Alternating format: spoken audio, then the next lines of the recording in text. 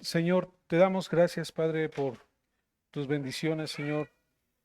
Gracias por tu palabra, Señor. Gracias por todo lo que tú nos enseñas. Señor, tú sabes que estamos escasos en todos los ámbitos, pero por eso buscamos de tu ayuda, de tu gracia, de tu bendición. Ayúdanos este tiempo, Padre, por favor, a poder comprender estas doctrinas, Señor. Padre, que nos des la capacidad de entender y dame la capacidad de darme a entender, Señor. Ayúdanos, por favor. Te lo pedimos, por favor, en el nombre de Jesús. Amén. Hermanos, vamos a tener el estudio de la confesión. Hoy, gracias a Dios, iniciamos un nuevo capítulo, el capítulo 16, que es titulado de las buenas obras.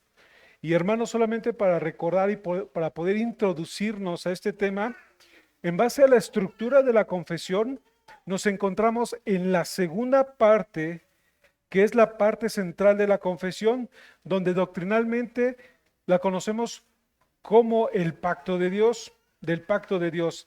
Dentro de esta segunda parte de la estructura de la confesión se encuentra la doctrina de los actos del hombre, donde se nos enseña qué es lo que su pueblo debe hacer como resultado de estar en un pacto con él. Dios ya hizo esta obra del llamamiento, de la justificación, de la adopción, de la santificación, para que nosotros estuviéramos en un pacto con él. Y ahora también se nos enseña que por causa de estar en este pacto con Dios, tenemos responsabilidades que debemos de manifestar. No para poder introducirnos a este pacto como si fuera un pacto de obras, sino para poder manifestar que estamos en un pacto de gracia con Él. Y dentro de la doctrina, los actos del hombre, se nos habla del hecho de que debemos de tener fe, debemos de arrepentirnos, debemos de hacer buenas obras, de perseverar hasta el fin y de tener seguridad de nuestra salvación. Todo esto es la responsabilidad que tiene cada creyente que está en este pacto de gracia y que al hacerlo y a vivir de esta manera manifiesta que está en un pacto con Dios. Dice Efesios 2:10, porque somos hechura suya, creados en Cristo para buenas obras, las cuales Dios preparó de antemano para que anduviésemos en ellas. Hermanos, la salvación no es solo un acto de la liberación del pecado, sino también es una transformación que nos capacita para realizar buenas obras como resultado de la gracia de Dios. Hermanos, esto ya lo había mencionado varias veces con anterioridad, pero hermanos, yo lo hago con el fin de poder introducirnos a este nuevo capítulo que habla de las obras que hoy iniciamos, hermanos. Hermanos, cabe señalar que en este capítulo, en el párrafo 5 de este capítulo, nos enseña que por nuestras mejores obras no podemos merecer el perdón de pecados ni la vida eterna. Es decir, el perdón y la vida eterna son por gracia de Dios, mientras que las buenas obras son el fruto del hombre regenerado, no las obras como un medio de salvación. Hermanos, cada creyente se encuentra bajo un pacto de gracia, en una gracia incondicional, y no bajo un pacto de obras o bajo una gracia condicionada, como en algunos lugares se enseña, no eres salvo si haces esto. No, más bien estamos bajo un pacto de gracia, una gracia incondicional. Hermanos, los autores de la confesión hicieron de este tema de las buenas obras algo muy sustancioso y bien definido. Hermanos, eso ellos lo hicieron en respuesta a la iglesia de Roma, ya que ellos suman junto a su fe las buenas obras como medio de su salvación. Entonces, las buenas obras son muy importantes y estas surgen como fruto y evidencia del creyente, pero en ninguna manera son meritorias para la salvación. Son evidencias externas de un creyente, pero no son meritorias para la salvación. Hermanos, es como un ejemplo, una ilustración, un árbol. Un árbol vive de la savia y de los nutrientes que absorbe del suelo mediante las raíces. Y este árbol va a manifestar su naturaleza y vitalidad y su condición en los buenos frutos que produce. Entonces hermanos, el árbol no vive por medio de los frutos que produce, sino vive por medio de la raíz para dar buenos frutos. Así tampoco son las buenas obras las que nos salvan. Si no somos salvos mediante la fe, debemos producir buenas obras como prueba externa de la fe que poseemos. La raíz es la fe, que absorbe todas las bendiciones en Cristo, y ésta dará fruto en buenas obras como manifestación y consecuencia de la vida que se posee. Por eso dice Santiago, hermanos, en el capítulo 2, versículo 17, dice, así también la fe, si no tiene obras, es muerta en sí misma. Hermanos, este texto nos habla de la importancia de las buenas obras como manifestación de la fe. Esta fe no se queda solo en palabras, sino que es manifiesta a través de acciones. Y si alguien dice tener fe y no tiene buenas obras, entonces su fe es una fe inútil, muerta sin vida o una fe falsa. En este capítulo 16, hermanos, vamos a ver la norma de las buenas obras, la importancia de las buenas obras, la causa de las buenas obras, las limitaciones de las buenas obras y la aceptación de las buenas obras. Pedro 1:8 dice, porque si estas cosas están en vosotros y abundan, no os dejarán estar ociosos ni sin fruto en cuanto al conocimiento de nuestro Señor Jesucristo.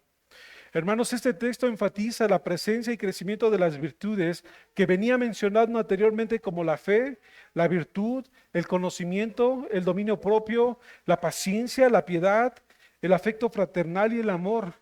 La presencia de esto en la vida de un creyente lo mantendrá activo y productivo en su comunión con Cristo. Las buenas obras son importantes en nuestra vida, ya que en ellas podemos glorificar a Dios como muestra de nuestra gratitud. Nos ayuda a nuestro crecimiento espiritual, nuestra madurez en la fe, y también sirve para la edificación de la iglesia de Cristo. Colosenses 1:10 dice, para que andéis como es digno del Señor, agradándole en todo, llevando fruto en toda buena obra y creciendo en el conocimiento de Dios. Hermanos, el objetivo principal de las buenas obras es honrando, glorificando y agradando al Señor en toda buena obra, siendo imitadores de Dios como hijos amados. Y eso es ir madurando en la fe. Vamos a entrar a nuestro párrafo número 1, hermanos, que le vamos a titular la norma de las buenas obras. Este párrafo en sí es sencillo, hermanos, pero es de mucha importancia que podamos entenderlo o recapitularlo o volverlo a repasar, hermanos. Vamos a leer nuestro párrafo. Ahí en la parte de atrás de sus hojas viene el párrafo. Dice el párrafo 1 de este capítulo 16. Las buenas obras son solamente aquellas que Dios ha ordenado en su palabra, y no las que sin la autoridad de esta han inventado los hombres por un fervor ciego o con cualquier pretexto de buenas intenciones. Hermanos, según nuestro párrafo, ¿cuáles son esas buenas obras? Y el párrafo nos dice claramente que las buenas obras son únicamente las que Dios ha ordenado en su santa palabra. Y según el párrafo también nos enseña cuáles no son las buenas obras. Son las que no están regidas por las Sagradas Escrituras y que son las que el hombre se ha inventado según sus buenas intenciones. Hermanos, la intención de este párrafo es hacer una distinción de lo que en realidad son las buenas obras reguladas por las Escrituras como la norma de autoridad, de las supuestas buenas obras que el hombre se ha inventado por un fervor ciego. Este párrafo nos ayuda a entender que las buenas obras deben ser reguladas en base a la voluntad de Dios expresada en las Escrituras y no en base a las invenciones del hombre motivados por su fervor ciego e ignorantes de la voluntad revelada de Dios. Este párrafo, hermanos, lo vamos a fraccionar en dos partes. Número 1 es expresada positivamente y el número 2 es expresada negativamente. Vamos a ver la primera parte expresada positivamente. Y leamos la primera parte de nuestro párrafo nuevamente. Dice, las buenas obras son solamente aquellas que Dios ha ordenado en su palabra. Leo una breve definición del libro de Sam Waldron. Dice así: las buenas obras son las que se conforman a la ley de Dios como está revelada en las Escrituras. Más específicamente, las buenas obras son expresiones concretas de bondad y generosidad, especialmente de tipo práctico y económico. Hermanos, la norma o la regla suprema para el hombre es la voluntad de Dios. Y ese conocimiento práctico u operativo de la voluntad de Dios solo puede hallarse en las Sagradas Escrituras.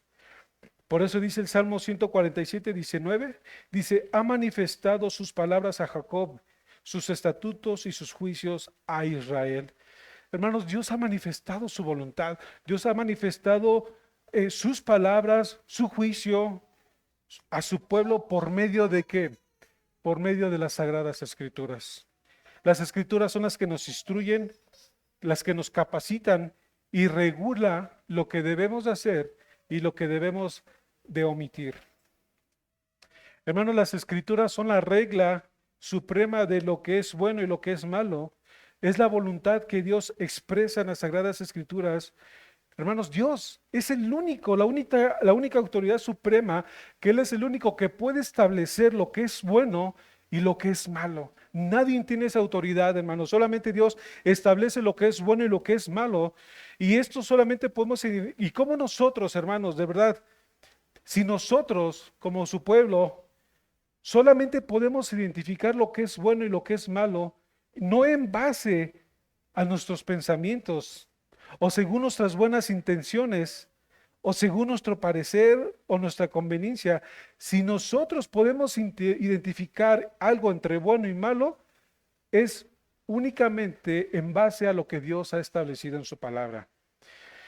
Y hermanos, aquí de entrada el capítulo nos enseña claramente que las santas escrituras de Dios es la norma infalible de las buenas obras. Esa es la norma infalible, la voluntad revelada de Dios de las buenas obras para su pueblo. Entonces voy a dar otra definición. Dice, las buenas obras son aquellas expresiones concretas de bondad y generosidad que se conforman a la palabra de Dios, a la ley de Dios, a sus mandamientos, a sus estatutos, acordes a los principios de vida que Dios ha dejado establecidos para su pueblo en su santa palabra. Hermanos, las obras de caridad, las obras de altruismo, las obras de bondad, las donaciones, hermanos, normalmente se le considera buenas obras, pero hermanos, según las Escrituras no es así. La Escritura nos da dos requisitos para que una obra realmente pueda ser una buena obra, ¿sí? Una buena obra delante de Dios, no de los hombres. Y nos da dos requisitos, hermanos. Número 1, debe de estar en conformidad a la voluntad de Dios revelada. Debe ser lo que Dios mismo ha mandado en su palabra. Voy a leer un texto en Deuteronomio 6:25, dice, y si obedecemos fielmente todos estos mandamientos ante el Señor nuestro Dios, tal como lo ha ordenado, entonces seremos justos. Hermanos, esta es la norma infalible, hermanos. O sea, obedecer fielmente, textualmente, exactamente, tal como Dios ha ordenado en su palabra. Ese es el primer requisito, ¿no? Que debe estar conformado, una buena obra debe estar conformada en base a la voluntad de Dios. Y número 2, debe de emanar de una buena conciencia. Tiene que ser hecha con sinceridad y de todo corazón, con un acto de servicio a Dios. Dice Colosenses 3:23, y todo lo que hagáis, hacedlo de corazón, como para el Señor y no para los hombres. Hermanos, su pueblo, el pueblo del Señor, es llamado a realizar todas las acciones con sinceridad y dedicación. Además que las motivaciones del corazón de un creyente para hacer buenas obras es su objetivo, o sus motivaciones es primeramente agradar a Dios antes que a los hombres. Por eso, para hacer buenas obras deben de tener estos dos puntos importantes, hermano. Deben de estar conformadas a la voluntad de Dios y deben de emanar de una buena conciencia, de una buena motivación, algo de que salga dentro de del corazón, pero motivados por un amor y para la gloria de Dios. Vamos a ver algunos textos prueba, hermanos, de esta primera parte. Dice Miqueas, capítulo 6, versículo 8. Dice, oh hombre, Él te ha declarado lo que es bueno. ¿Y qué pide Jehová de ti? Solamente hacer justicia y amar misericordia y humillarte ante tu Dios. Hermanos, este texto nos da claridad, hermanos, que dice, oh, hombre, Él te ha declarado lo que es bueno. ¿Quién te ha declarado lo que es bueno? ¿Cómo sabes lo que es bueno? Dios ha declarado su voluntad, lo que es bueno para su pueblo. ¿Y qué es lo que pide Jehová de ti? Hermanos, Él lo ha declarado a través de su palabra. Él nos llama a vivir de una manera que honre a Dios, una vida justa, a mostrar compasión por los demás. Hermanos, alineando nuestras acciones en su carácter y en lugar de buscar solo rituales religiosos vacíos, hermanos. O sea, eso es lo que pide Jehová. Él ha declarado claramente en su palabra lo que Él pide de ti, lo que Él pide de su pueblo, hermanos. No está en otro lado, está en su palabra. Hermanos, este texto conecta nuestra fe con nuestra vida cotidiana, ordenando que la práctica de la justicia y la bondad broten de un corazón transformado. Otro texto, hermanos, prueba, dice Romanos capítulo 12, verso 2. Dice, no os conforméis a este siglo, sino transformaos por medio de la renovación de vuestro entendimiento, para que comprobéis cuál sea la voluntad de Dios agradable y perfecta.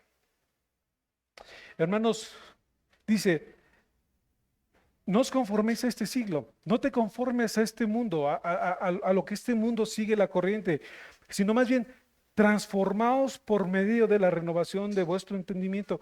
Hermanos, ¿dónde el hombre puede transformar o renovar su entendimiento? ¿No es en las Sagradas Escrituras? ¿No es en la palabra de Dios la que puede solamente renovarnos, que puede transformar?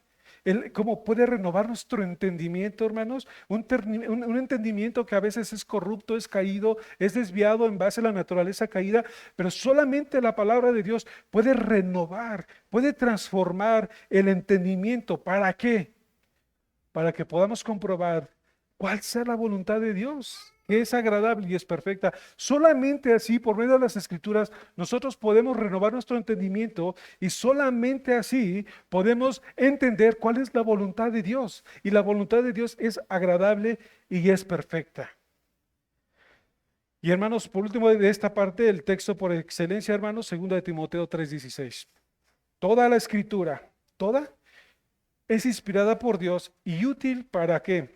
Para enseñar, para redarguir, para corregir, para instruir en justicia, a fin de que, el hombre de Dios sea perfecto, enteramente preparado para toda buena obra. Entonces, es claro, hermanos, es muy evidente, hermanos, que las Escrituras son la norma infalible, la que nos regulan cuáles son las buenas obras y son las que nos instruyen, nos capacitan, renuevan nuestro entendimiento, un entendimiento a veces desviado, ¿no? De lo que es una buena obra, hermanos, y también enfoca los sentimientos y las motivaciones del hombre. ¿Cuál es el objeto de tus buenas obras? ¿Qué quieres hacer con tus buenas obras?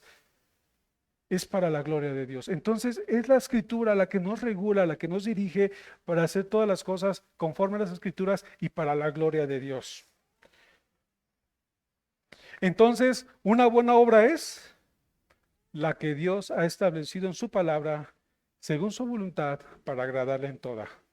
Ahora, hermanos, ¿cuáles son las motivaciones? ¿Qué es lo que puede motivar a una persona a tener buenas obras? ¿Qué es lo que motiva el corazón del hombre? Hermanos, estas buenas obras emanan de un corazón transformado, de un corazón humilde que no busca lo suyo, sino el honrar a Dios. No busca ser reconocido, sino la gloria de Dios. Que no busca sus intereses, sino los del Señor. Además, las motivaciones para hacer buenas obras es amar al Señor con todo su corazón, alma, mente y con todas sus fuerzas. Y por amor a su prójimo también. Y así buscar y hacer lo que es bueno, justo y recto. Hermanos, cada verdadero creyente, cada creyente, hasta cierto punto está liberado de la ignorancia.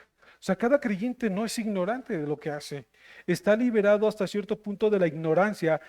¿Para qué, hermanos? Para que pueda servir a Dios con una conciencia clara. Y esta libertad se va incrementando, hermanos, esta libertad se va incrementando cuando en su alma, en su corazón, es formada la verdad de Dios. Dentro de todo creyente existe una armonía entre su conciencia y la voluntad de Dios. O sea, no hay tal cosa en un creyente como ignorancia. Hay un objetivo, el Señor lo ha implantado en su corazón, pero está de cierta manera dirigido para poder servir al Señor con una conciencia clara. Cito nuevamente el libro del pastor Sam Waldron. Dice, ¿qué reprensión proporciona el estudio serio de las Escrituras? Nuestra anemia espiritual se va a revelar en la poca frecuencia de nuestras expresiones prácticas y económicas de bondad, que la Biblia llama buenas obras. Hermanos, esto es el objetivo. O sea, una anemia, hermanos, un déficit del conocimiento o el estudio de las Escrituras o una mala enseñanza, hermanos, se va a reflejar, hermanos, en la poca frecuencia de nuestras expresiones prácticas. O sea, una vida estéril, una vida con pocos frutos. Así como un árbol, hermanos. Un árbol va a dar buenos frutos en base a qué? A que se esté cuidando, se esté abonando, se esté nutriendo. Si este árbol no es nutrido, si no es abonado, obviamente no se esperan buenos frutos. Va a ser un árbol como una higuera estéril, hermanos. Entonces, es lo que nos enseña esto, hermanos. Nos anima también a tener un poco de claridad en este asunto acerca de la voluntad de Dios en su palabra. Y pasamos a nuestro segundo punto, hermanos, la expresada negativamente. Vamos a leer nuestro párrafo en letras verdes. La contraparte, hermanos. Ya vimos lo que son las buenas obras, que son reguladas por la palabra y que emanan de una buena conciencia y que son motivadas por el Espíritu del Señor. Ahora vamos a ver cuál es el lado negativo, la contraparte. Dice nuestro párrafo en la parte verde, dice, y no las que sin la autoridad de esta, o sea, sin la autoridad de las Escrituras, han inventado los hombres por un fervor ciego o con cualquier pretexto de buenas intenciones. Aquí está la contraparte, hermanos. Lo que no es considerado una obra delante de Dios puede ser considerada delante de los hombres como buena, pero no delante de Dios. Hermanos, este párrafo también revela la perversión espiritual del hombre de cómo quiere manifestar y calificar una buena obra según su perspectiva y sus buenas intenciones, que en realidad son desagradables ante los ojos del Señor. ¿Qué no se considera una buena obra delante de Dios? Las mismas escrituras nos enseñan que no todas las acciones que parecen buenas ante los ojos del hombre son consideradas buenas obras delante de Dios. Y son las que el hombre ha inventado y motivado por una ceguera espiritual. Hermanos, sí es interesante cómo este párrafo describe las intenciones del hombre como un fervor ciego, un celo sin ciencia, usando la palabra ciego como la escritura nos enseñan, una ceguera espiritual, una ignorancia sin ciencia, como una incapacidad de comprender las verdades, una falta de recepción, de autoengaño, autojustificación y un egoísmo.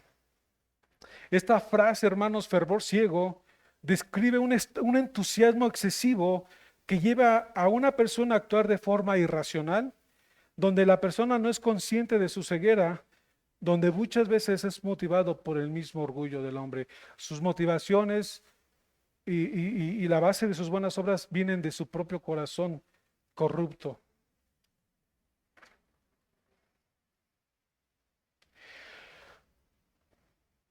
Estas obras emanan de una persona ignorante de la verdad, una ignorancia de la verdad de las Escrituras, ya que es imposible que un incrédulo haga buenas obras. Y esto se debe, hermanos, a que su corazón o su conciencia y la ley de Dios no están de acuerdo. No hay armonía entre el corazón caído y las escrituras. Por eso, como decía nuestro Señor Jesús, mi palabra no haya cabida en vuestros corazones. Por eso no hay buenas obras. Hermano, también se nos escribe en este párrafo que también se nos habla que el hombre actúa de forma humanista, impulsado con el pretexto de buenas intenciones. Hermanos, un ejemplo, quiero sacar un ejemplo. ¿Se acuerdan de Usa, aquel hombre, ¿no? En 2 Samuel 6. Se relata cuando David intentó trasladar el arca de la alianza a Jerusalén, y durante este traslado, hermanos, los bueyes que llevaban el carro donde iba el arca tropezaron. Y Usa, hijo de Abinadab, extendió su mano para sostenerla y evitar que se cayera. Hermanos, podemos decir que sus intenciones eran buenas. Pero por esta acción, hermanos, el furor de Jehová se encendió contra Usa y lo hirió allí mismo y cayó muerto ahí mismo por haber tocado el arca. Hermanos, yo cuando leí la primera vez esta historia dije, no entiendo, ¿no? O sea, no entiendo por qué. O sea, porque dice uno, no, pues sus intenciones no eran malas. O sea, el arca se iba a caer y es lo que cualquier persona hubiera hecho, yo la voy a detener. Pero hermanos, eh, el arca no la podía tocar cualquiera, hermanos. Estaba en contra de las instrucciones de Dios, que estipulaban que solamente los levitas podían transportar el arca. Y aún los levitas, ¿saben con qué las transportaban? Con varas, hermano, porque ni siquiera podían tocar el arca. Tocar el arca era un acto, era un objeto, que era un objeto sagrado, era un acto de desobediencia y falta de reverencia hacia la santidad de Dios. Aunque sus intenciones eran buenas, hermanos, había dirección, había instrucción en base al arca, hermanos.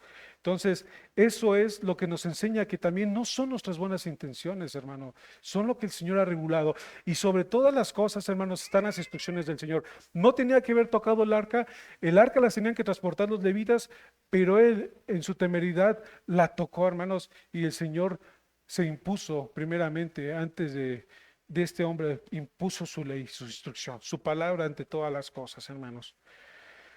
Hermanos, hoy podemos ver en muchos cristianos profesantes, hermanos, como dice el libro precisamente de Sam Waldron, cuántas desviaciones ha habido hoy en día en las iglesias, cuando las mismas mujeres violan la autoridad de las escrituras, haciendo la buena obra de predicar y pastorear iglesias y de liderar sobre el hombre. Por eso nos da textos como Isaías 1:12, dice, ¿quién demanda esto de vuestras manos? Cuando venía a presentarnos delante de mí para hollar mis atrios, ¿quién demanda esto de nuestras manos? Hay límites en las escrituras, hay direcciones, pero no es para todos, hermanos. O sea, es apegarnos a la voluntad de Dios. Dice también Jeremías 23:21, dice, no envié yo a aquellos, pero ellos corrían. Yo no les hablé, mas ellos profetizaban. Hermanos, también otro ejemplo, Jeremías 7:31, y han edificado los lugares altos de Tofet que están en el valle de los hijos de Hinnom, para quemar en el fuego a sus hijos y a sus hijas, cosas que yo no les mandé ni subió en mi corazón.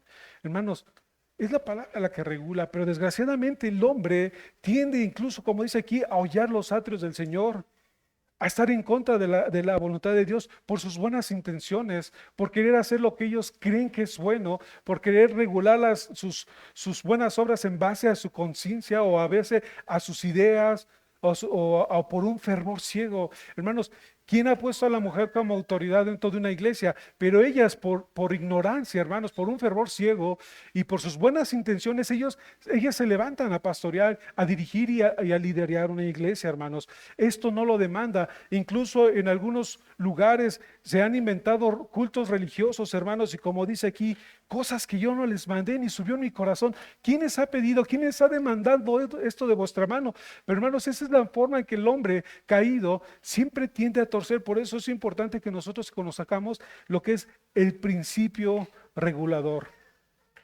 Hermano, Dios rechaza explícitamente ciertas prácticas que los hombres han adoptado como tipo de sacrificios, falsa de predicación de hombres que no fueron enviados por Dios.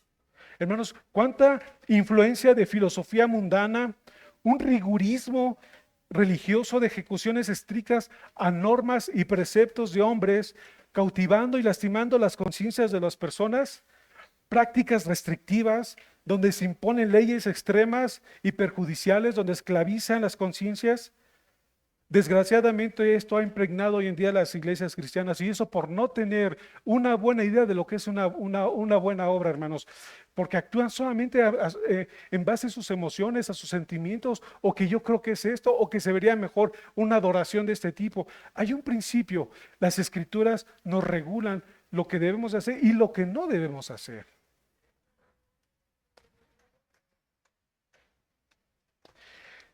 Hermanos, ¿cuántas leyes han puesto los hombres? Añadiendo ley y ley.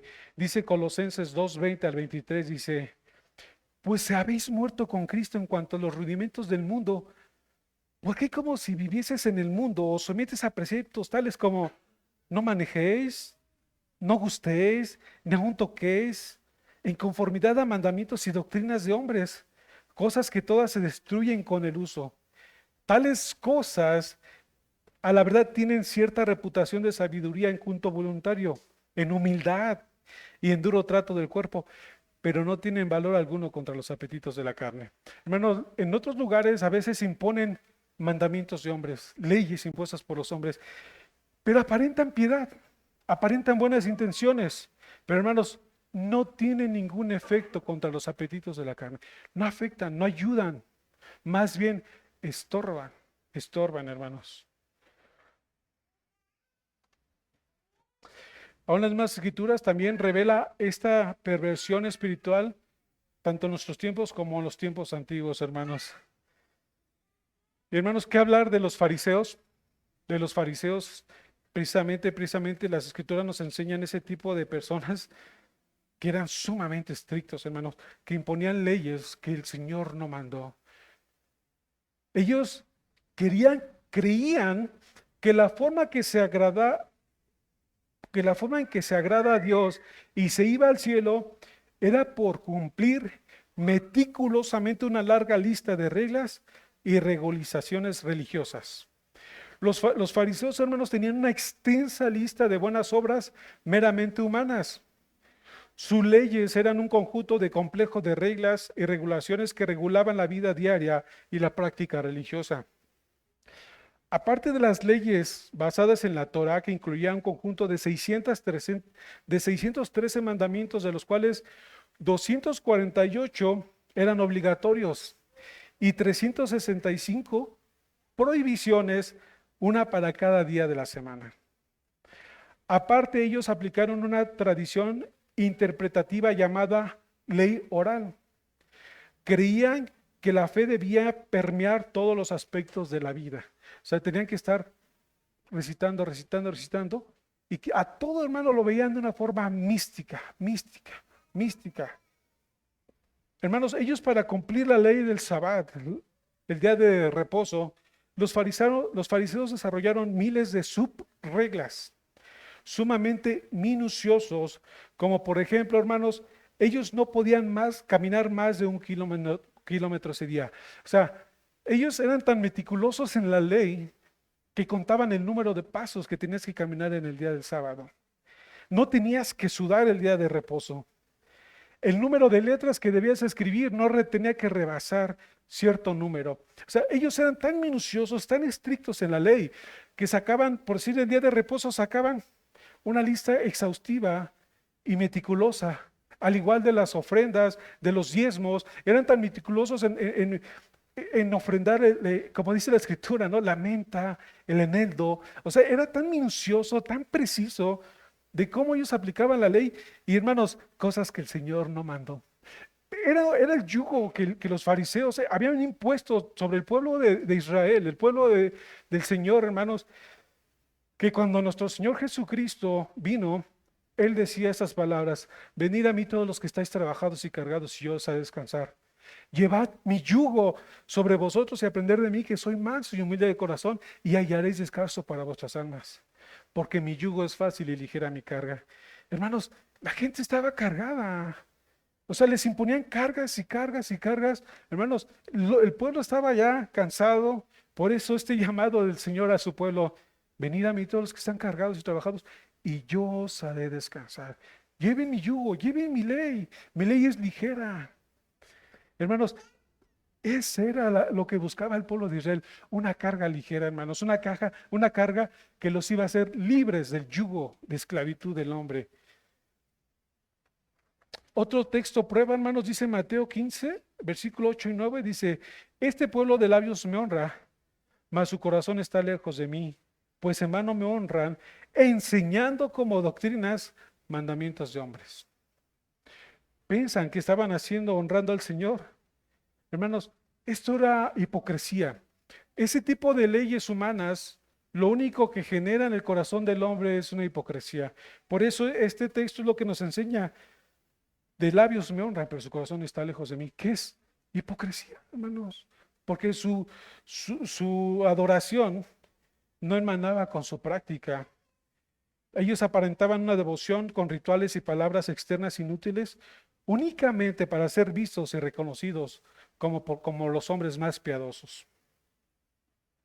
¿Cuáles son las motivaciones de esta segunda parte, hermanos? A diferencia de las motivaciones que vimos en su parte positiva, que las motivaciones del hombre es agradar a Dios, es glorificar su nombre. En esto, hermanos, en esta parte negativa, las motivaciones de esas leyes siempre van a ser centradas en el hombre, en el orgullo y la jactancia. Hermanos, no es de extrañar que nuestro Señor Jesucristo, precisamente ahí en Mateo 23, da casi un capítulo, hermanos, completo, condenando a los fariseos. Los fariseos ataban cargas pesadas e imponían cargas en los hombres que ellos mismos no podían. Hacían todas sus obras para ser vistos por los hombres. Eso era lo que motivaba a sus corazones, ser vistos por los hombres. Incluso su vestimenta, hermanos, era tan espléndida que alargaban los flecos de sus vestidos. ¿Para qué? Para contrastar con los demás, para verse más piadosos que los demás. Dice la Escritura que ensanchaban sus filacterias. ¿Qué son las filacterias, hermanos? Eran unas cajitas de piel, llevaban dos, una aquí abajo del brazo izquierdo y una en la frente, hermanos, aquí arriba. Dentro de esas cajitas llevaban pergaminos de la ley de Dios, de la ley. Pero aparte eran más grandes porque aparte ponían sus subreglas. ¿Y qué significaba? Que si tú veías más grande la cajita, no, pues él es más legalista, ¿no? Más piadoso, ¿no? Dice, no, pues imagínate la cajota que lleva aquí, del lado izquierdo, del lado del corazón, hermano, significativo. Y una aquí en la frente, hermanos. Llevaban toda la ley y ley y ley. Y les gustaba orar en las calles, largas oraciones para ser vistos por los hombres. Les gustaba tener los mejores lugares, que los hombres les llamaran rabí. Les gustaba ofrendar y que toda la gente se diera cuenta de las grandes cantidades que ellos ponían. Hermanos, esas eran las motivaciones. Como dice nuestro Señor Jesús, ya tienen su recompensa. Ser vistos y aplaudidos por los hombres y nada más, hermanos. Eso es lo que genera realmente las obras que no están, las reglas o las buenas obras que no están reguladas por la palabra. Cuando el hombre quiere añadir algo, es porque está en base a su corazón, porque quiere agradarse a sí mismo, por ser reconocido como más piadoso, como más espiritual. Hermano, ¿no vemos también el fariseo y el publicano en la parábola que dijo nuestro Señor Jesús? Aquel hombre que estaba de pie y decía, Señor, pero antes de eso, nuestro Señor Jesús tenía un objetivo para esa parábola. Lo decía en base a aquellos que menospreciaban a los demás. Lo decía por ellos. Y eso también es una de las motivaciones. Y lo que hace el legalismo es menospreciar a los demás. Y decía este hombre, Señor, yo te doy gracias porque yo no soy como ese publicano. Yo ayuno 2 veces a la semana, doy diezmo de todo lo que gano. Y hubiera seguido así su lista, hermanos. Eso es lo que hace, hermanos, las reglas. Y aunque son lícitas y bíblicas, hermanos, el legalismo o las motivaciones del corazón de ser vistos por los hombres y sentirse superiores a los demás es siempre menospreciar al prójimo, apagar y lastimar las conciencias de los demás. Yo hago el otro, yo hago esto, yo hago aquello y menosprecio a mi hermano o a mi hermana que no lo hace. Hermanos, Esto es algo que lastima a las conciencias. Entonces, esto precisamente nuestro Señor Jesús lo hizo precisamente con la intención de hablar a aquellos que menospreciaban, hermanos. Y hermanos, él decía a este hombre, yo te doy gracias porque yo no soy como los otros hombres, ladrones, injustos, adúlteros. Hermanos, este hombre de esta parábola, de este fariseo, es un claro ejemplo de obras muertas, obras sin fe. No son, aunque oraba mucho, aunque diezmaba todo lo que tenía, y aunque hacía largas oraciones y ayunaba 2 días, hermanos, no había amor en su corazón hacia el Señor. Sus obras no contribuían a la gloria de Dios, ni al bien de los demás. Al contrario, menospreciaba a los demás. Y aparte de eso, su gloria era para él. Era su gloria. Hermanos, esto es lo que motiva a veces el imponer leyes humanas, hermanos. Y las motivaciones siempre van a ser desviadas. Hermanos, ¿cómo concluimos? Lo que no es una buena obra es lo que el hombre se ha inventado por pretextos de buenas intenciones, pero siempre con esas intenciones desviadas. Las buenas obras son el fruto del Espíritu que te guía a obrar. Son el amor, el gozo, la paz, la paciencia, la benignidad, la bondad, la fe, la templanza, la mansedumbre, la ley de Dios. Y estas son motivadas de un corazón regenerado, buscando agradar a Dios. Hermanos, un incrédulo puede hacer esas mismas obras, puede hacer fuertes donativos, obras de altruismo. Pero hermanos, más adelante lo vamos a ver en este capítulo, en el párrafo 7, donde dicen que las obras hechas por hombres no regenerados, aunque sí en mismo sean cosas que Dios ordena y de utilidad tanto para ellos como para otros, sin embargo, por no proceder de un corazón fortificado de la fe y no ser hechas para la gloria de Dios, por tanto, son pecaminosas y no pueden agradar a Dios. La situación va a estar en el corazón, hermanos. Cuando Caín y Abel presentaron la obra sus ofrendas delante del Señor, miró con agrado la ofrenda de Abel, pero no miró con agrado la ofrenda de Caín. ¿En dónde estaba el problema, hermanos? En el corazón, hermanos. Es ahí donde el Señor se agrada. Es ahí donde el Señor se agrada.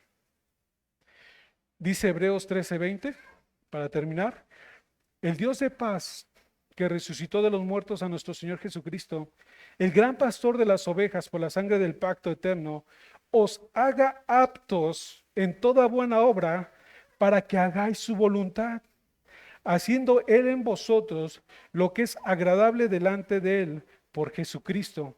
A Él sea la gloria por los siglos de los siglos. Amén.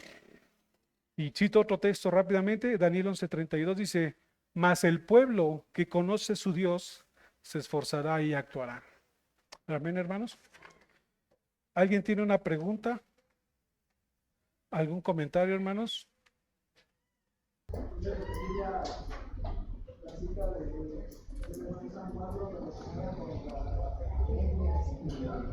Ah, sí, hermano.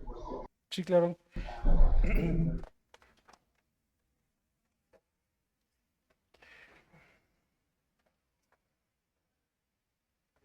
Dice, ¿qué reprensión proporciona el estudio serio de las Escrituras? Nuestra anemia espiritual se revela en la poca frecuencia de nuestras expresiones prácticas y económicas de bondad, que la Biblia llama buenas obras. Se está hablando de anemia espiritual, hermano.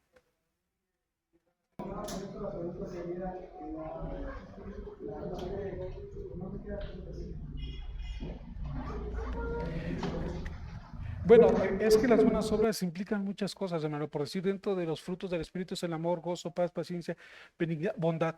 La bondad pues, es misericordia. La misericordia puede ser práctica, económica, o en cierta manera es eso, hermano. Sí, literal. Ajá. Sí, hermano. ¿Alguien más, hermanos? Bueno, pues vamos a dar gracias. Padre, te damos gracias, Señor, por este tiempo, Señor, que tú nos instruyes, Señor, en tu palabra, Señor. Padre, que tú nos capacites como leíamos, que nos hagas aptos para toda buena obra y que esto nos ayude a entender lo que hay en nuestro corazón, Padre, y cuáles son las intenciones y las motivaciones, Señor. Sabemos que, pues a veces por nuestros vestigios, Señor, de pecado, todavía nuestras obras no son buenas, Señor. Padre, todavía hay cosas que corregir y cosas que, pues, seguir edificándonos, Señor. Pero ayúdanos, Señor, como iglesia, Señor, en todo esto, Padre. Te damos gracias por todo, en el nombre de Jesús. Amén.